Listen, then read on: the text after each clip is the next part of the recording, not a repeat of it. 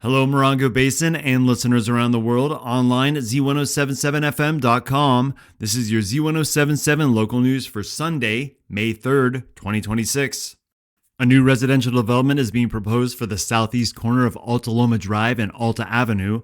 The development was announced by the San Bernardino County Land Use Services website through a notice of preparation on April 22nd, giving the public 30 days to review and comment on the document. The process also necessitates a public scoping meeting, which was held at the Joshua Tree Community Center on Thursday, April 30th. Aaliyah Pakoki is the vice president of SOMAS, the company out of Riverside that was hired to prepare the environmental review of the project. She gave a brief description of the proposed project at Thursday's meeting. It's planned for a 47-acre lot that is zoned rural living and will break up the lot into 18 different parcels ranging from 2.5 to 2.99 acres in size.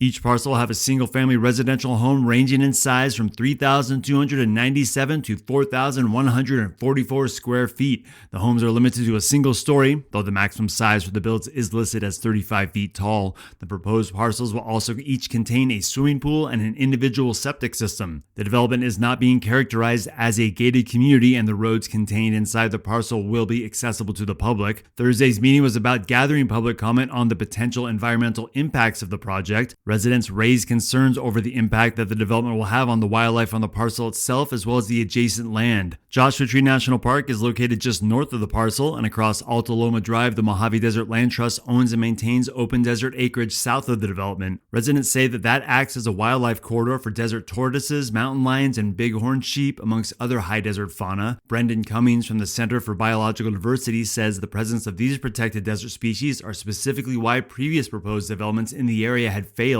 18 individual swimming pools also perked up people's ears when it came to water use, as well as how that may impact the raven population in the area. An increase in raven numbers has been cited as a threat to desert tortoises.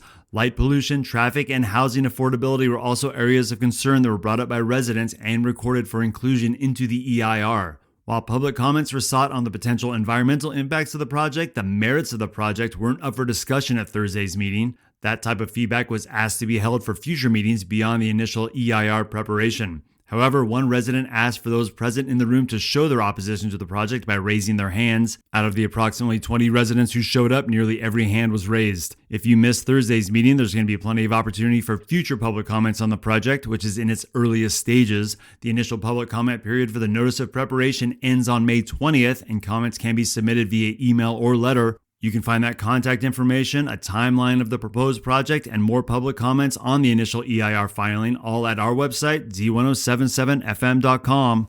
For now, that's your local news for Sunday. You can hear local news 7 times a day, 7 days a week at 7, 8, 9, noon, 4, 5, and 6. More Morongo Basin residents get their local news from Z107.7 than any other source. Reporting out of Joshua Tree, California, alongside the award-winning Z107.7 News team, I'm Robert Hayden.